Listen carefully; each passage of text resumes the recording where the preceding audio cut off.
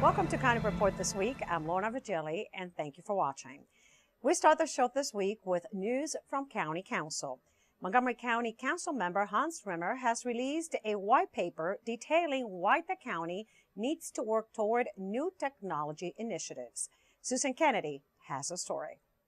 The white paper outlines a vision for how the county can more effectively utilize the next generation of internet speed and networks, with the end goal of driving economic growth right here in Montgomery County. We're really lucky to have federal research organizations like FDA and NIH and NOAA and NIST.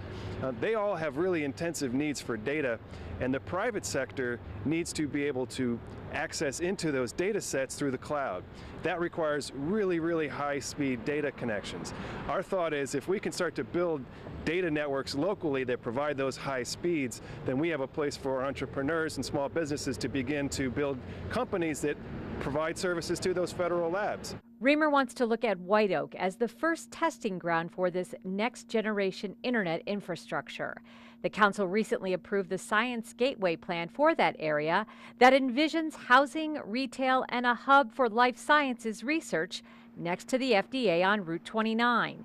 He says partnerships with major institutions are crucial, but the challenge is getting out to the private sector to make this county a place where higher internet speeds are more common. Businesses have intense data needs now. Well, what's it going to be like in 10 years? And we want to get started on that now so that in 10 years we're not saying, well, how come we're behind the curve? How do we catch up? We're saying we're ahead of the game. We're trying to create, innovation districts where nimble young companies can get started, they get the infrastructure that they need, and they can grow. Reamer says the rewards of this initiative could be substantial for the continued growth in Montgomery County's economic base. In Rockville, I'm Susan Kennedy for County Report This Week. The county's Welcome Back Center will be hosting an information session for internationally trained behavioral health professionals on how to validate their certifications to work in the state of Maryland. The Welcome Back Center is part of the county's Department of Health and Human Services Latino Health Initiative and assists international trained health professionals to re-enter the workplace. We are currently recruiting to have a pilot. We're going to recruit between 20 to 25 individuals who should come to us so that we can give them more information on a session that we will be providing to them so that they understand what the services that we provide and what we are looking for in more detail. But basically, it's anybody who has at least completed a degree abroad and have been graduated, somebody who is interested in working in the county. We are going to ask people to commit after they complete the program to stay with us for at least 2 years. The center is recruiting psychologists, social workers, mental health professionals, nurses, and physicians with expertise in behavioral health. They will be conducting the information session on September 20th from 9 to 11 in the morning at the Fenton Street Clinic in Silver Spring. For more information, call 240-777-3085. Some Potomac Crest residents have filed a lawsuit this summer to try and save some trees in their backyard. My MC Media's Sonia Burke reports. As you can see from these stumps, many trees have already been cut down behind these Potomac Crest homes, which back up to a Pepco easement and high voltage power lines. That has really destroyed our view. Now when we look from our house, we see these wires. Before that, we used to look at the trees. To come home to know that Pepco can come over here, march in, cut down 3 mature, 50-year-old mature trees in a blink of an eye is completely heartbroken. On Monday, Pepco came through and leveled all the tree line that is on the back of my property. These residents are now taking Pepco to court, and it's costing them thousands of dollars. We're in for about 20 grand so far. You take down all these trees, you might be talking about $200,000 diminution of value of property, maybe $300,000. We have no idea, so it seems that we really don't have a choice but to pay this. In a statement, Pepco said, "The work we are trying to do is critical to the delivery of safe and reliable electric service to tens of thousands of our customers. The court order permits Pepco to proceed with some tree removals, and Pepco is in compliance with the court order." Since the hearing, some residents have posted signs on their property. One resident said he even had to call the police. When the police left, 5 minutes later, they came back into my yard. And I came out and say, "What are you guys doing?" And they say, "Well, our order is to cut this tree." I basically says, "Well, I can't stop you, but I'm going to stand right here next to the tree. If you're going to go ahead and cut the tree and risk injury to me, then you can go ahead if that's what you want to do, but I'm not leaving." And I guess they thought about it for a while and they left. The next court hearing in this case is set for October. For County Report This Week, I'm Sonia Burke. The town of Brookville recently commemorated its role in history as U.S. Capitol for a day and celebrated its bicentennial going back in time to the 1800s.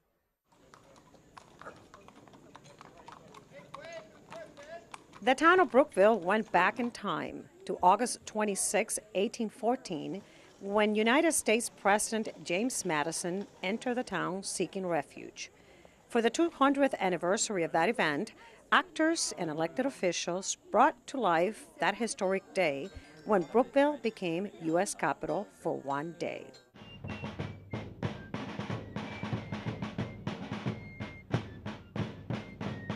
It was the War of 1812, and British troops were burning buildings in Washington, D.C., including the White House. Then President Madison escaped and traveled all the way to Brookville. In this house, the president and his party spent the night, surrounded by other refugees who had fled the nation's capital. Washington's banks brought their money, and a Senate clerk brought the government's documents to Brookville for safekeeping, thus making Brookville United States Capitol for a day. This bicentennial reenactment also brought to life Attorney General Richard Rush, who was impersonated by none other than County Executive Ike Leggett. Life in 1814 was experienced by attendees. Crafts and exhibits were also at hand to mark this celebration. Coming up in County Report this week, we'll meet a woman who used CPR to save the life of a man who collapsed while jogging in a Rockville park. And the city of Rockville is getting ready to hear from its residents on the Rockville Pike Plan. Stay tuned, we'll be right back.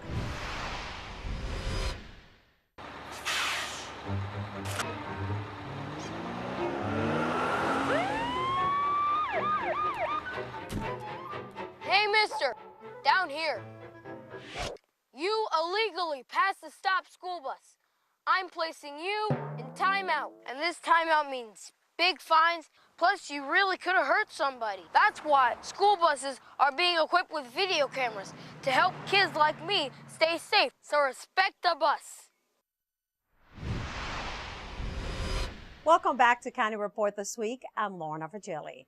A Rockville man nearly died after suffering cardiac arrest in a local park while pushing his son in a stroller.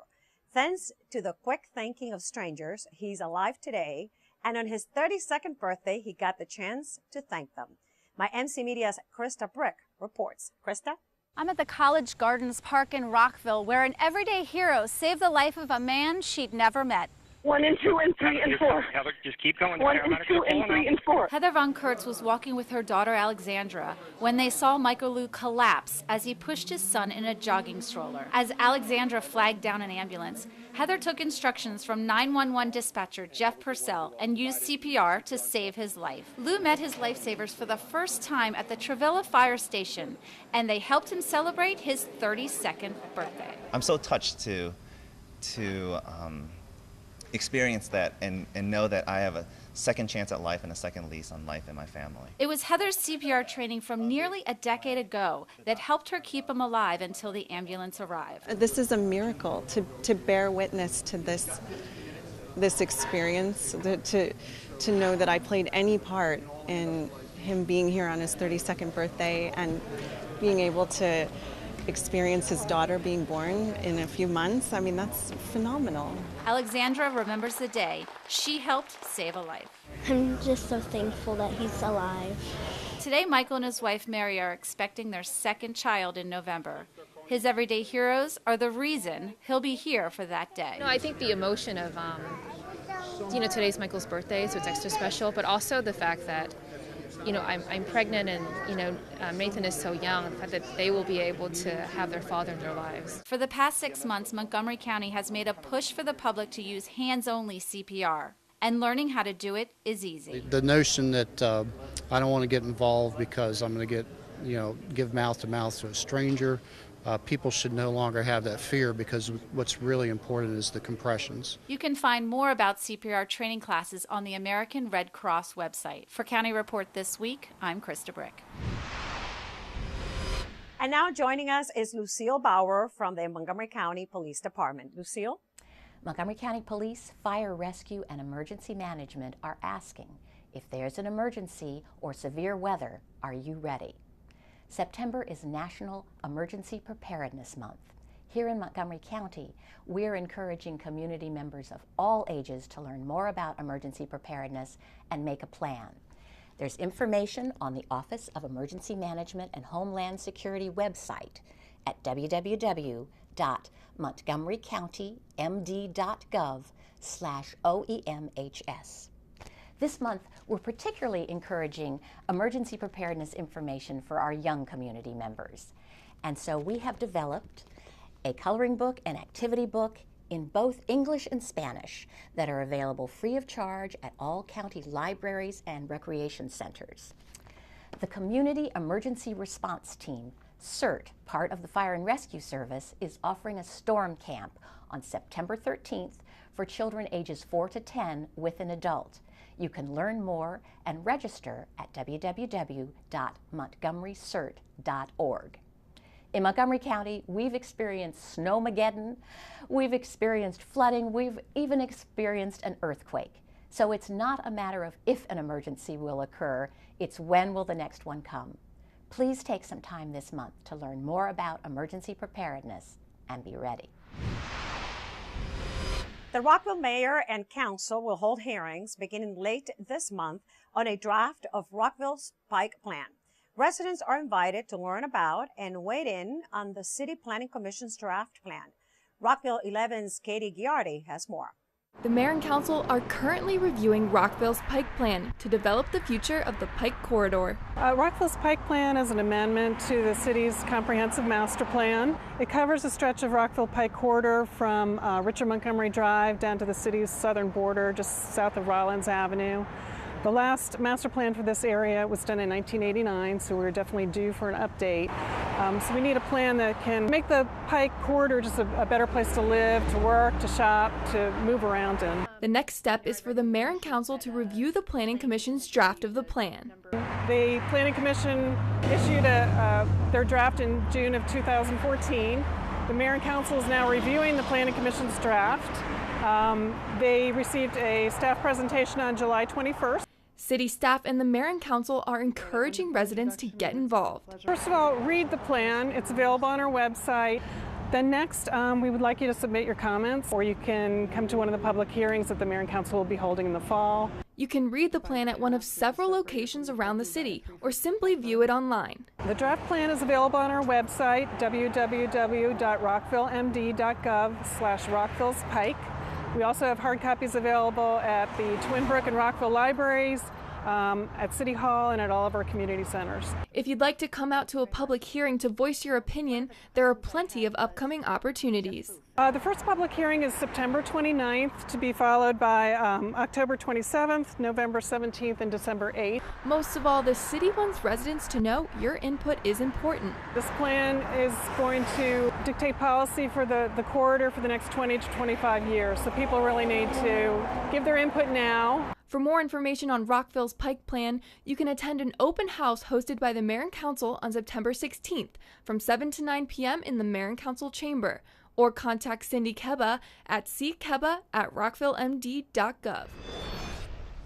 Coming up on County Report this week, we'll tell you why these readers are lined up in Tacoma Park. And there's a new bus shuttle to help students get quicker from one Montgomery College campus to another. Stay with us.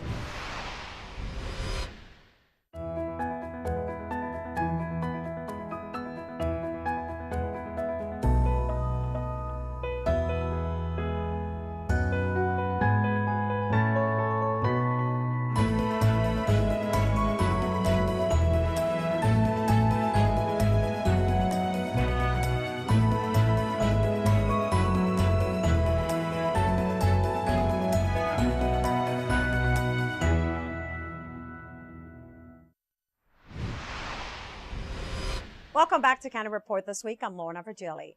Montgomery County Public Schools engage local communities beyond the school day. One recent event is just one example of their efforts. MCPS TV has the story. As part of its efforts to engage, support, and empower families, Montgomery County Public Schools hosted a family market day at Greencastle Elementary School on August 22nd. MCPS and community partners, Impact Silver Spring and Capital Area Food Bank worked together to provide healthy food to families in need while connecting them to a variety of school and community resources. This truly is a community school. Many of our students walk to the school, they walk behind the school to go to East County Rec Center. So we wanted to make sure that we kicked off our school year really welcoming families in and helping them to understand that this is a place where they are welcome, they are valued, and we're really here to serve them. So we decided that a great way to bring people in the community into the school is always by bringing in food and helping to meet a need. Community engagement teams spoke with many of the attendees to help provide them with a variety of information, including after-school activities, academic support, and how families can access other services such as health care. So today is Family Market Day, Community Family Market Day, and it really is our entry point into beginning our community engagement activities where we really link learning to our families' engagement and the school. So the Family Market is an opportunity not just to give food away to our parents, but to open up the doors for dialogue about what the school is all about and how we all own student achievement. The Capital Area Food Bank provided the food to help families within the community. Food's important because we understand that a hungry child has a hard time learning in the classroom, paying attention in the classroom and staying awake. We understand that from a holistic standpoint, if the student is healthy and full, that they have a higher ability to learn in the classroom. More than 300 people attended the event, where community members and MCPS staff manned tables and answered parents' questions. This is all about ultimately getting to education equity issues. You do not change any of that without involving parents, other community stakeholders. It's a problem that MCPS cannot challenge on its own. So we've got to get parents involved. Dozens of additional family market days will be held throughout the upcoming school year. We're trying to develop a cadre of people who will hold the educational stake for the children in the neighborhood. But in doing so, we help to empower families, strengthen communities, and build leaders who will be mutually accountable with us for our work in educating their children. Montgomery College starts a new intra-campus shuttle service between Rockville and Tacoma Park Silver Spring campuses that could save commuters 50 minutes. In keeping with its future goals, Montgomery College has initiated a pilot program to help their students in their commute.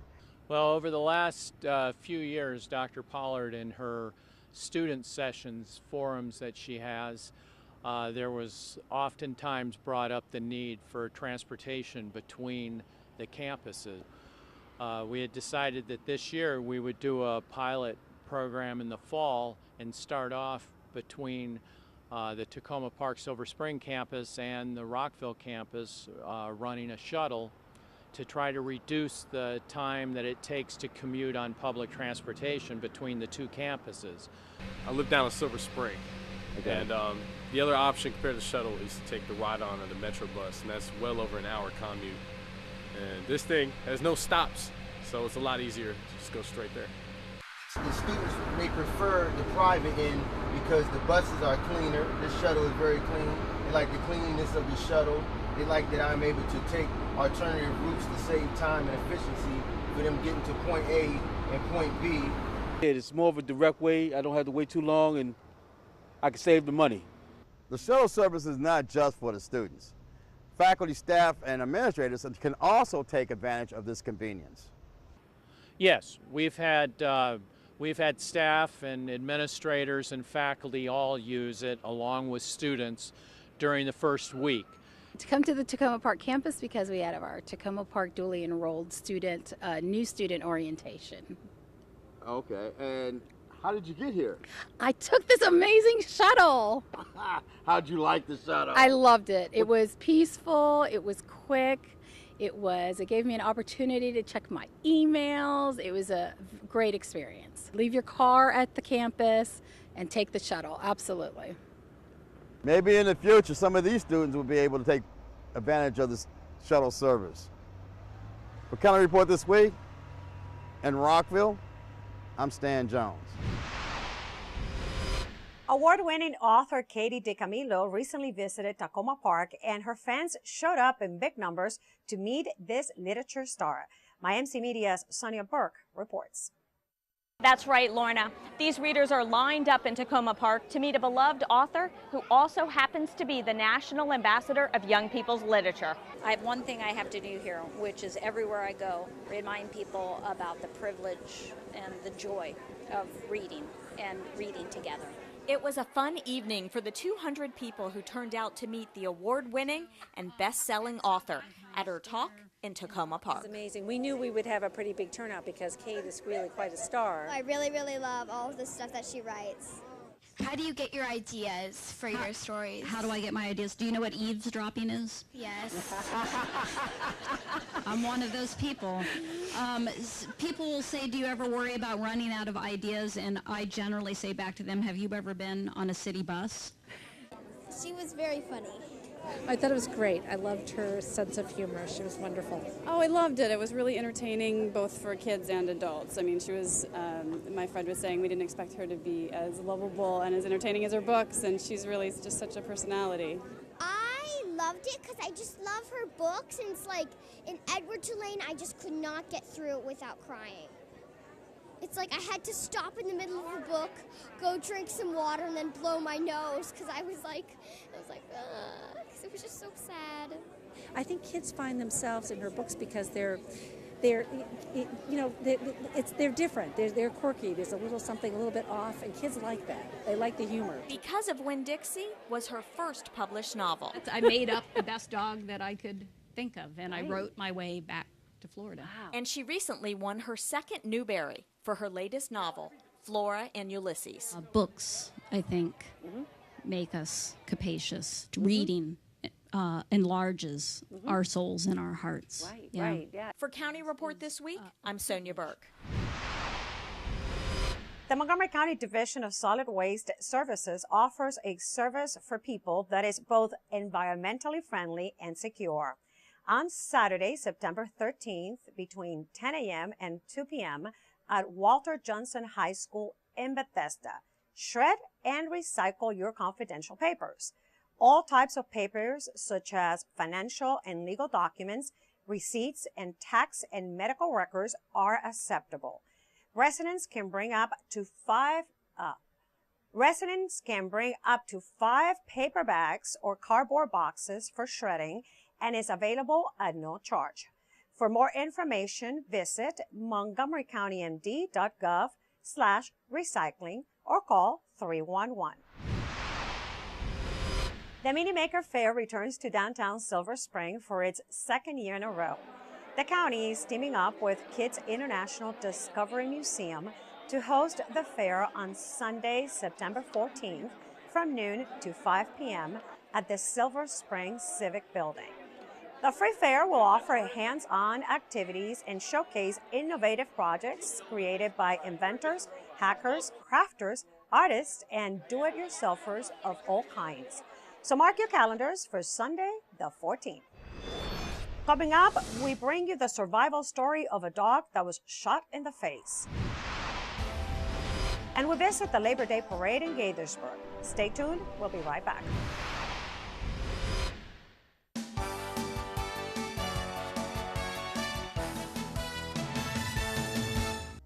Fall semester has begun, but it's not too late to register for classes at Montgomery College. There are hundreds of programs and courses to choose from.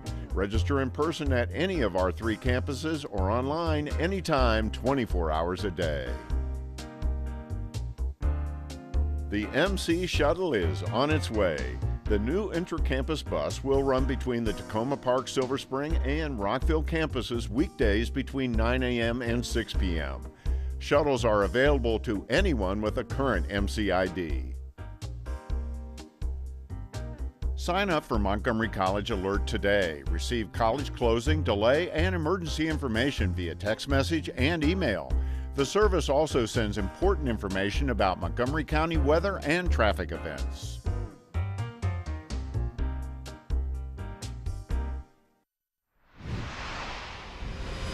Welcome back to County Report this week. I'm Lorna Vigili. Last week, we brought you a story about the Montgomery County Police Department's Capture the Good campaign. Well, that campaign is going strong, and we have another story about the positive things happening here in our community. Susan Kennedy brings us a story about a four-legged friend who has captured the hearts of many.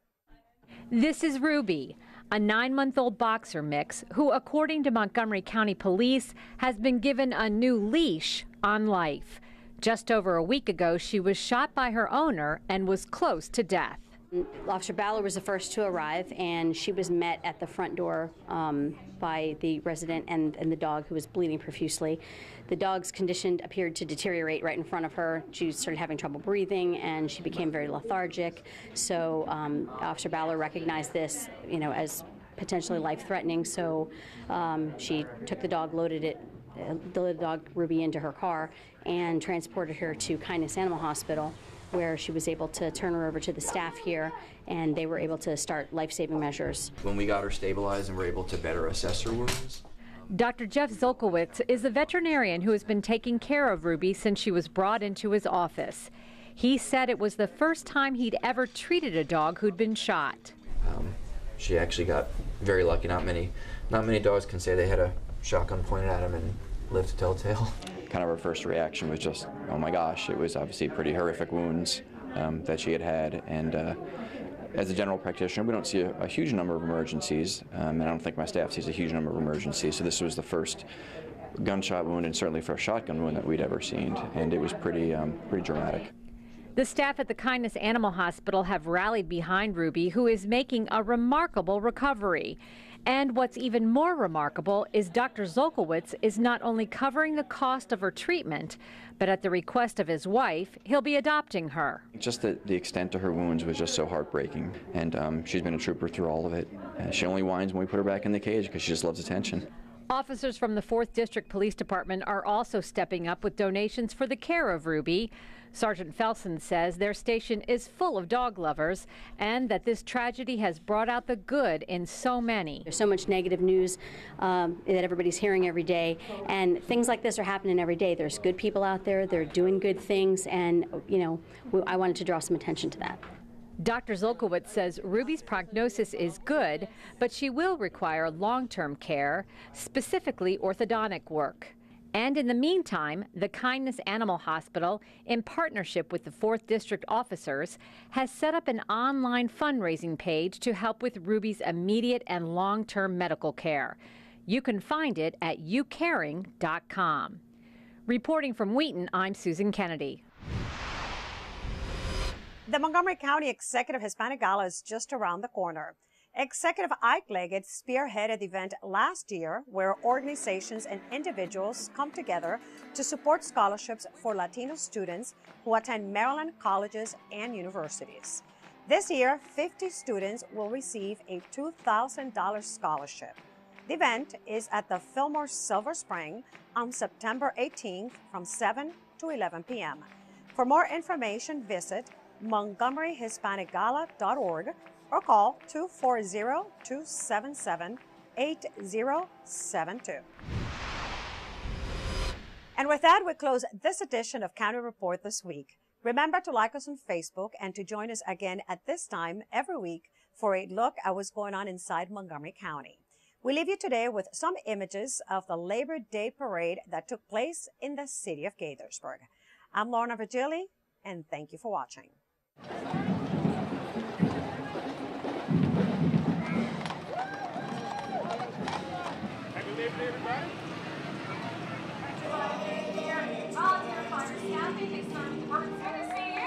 Thanks for all you do. Appreciate it. Happy Labor Day. Fourth term on the council.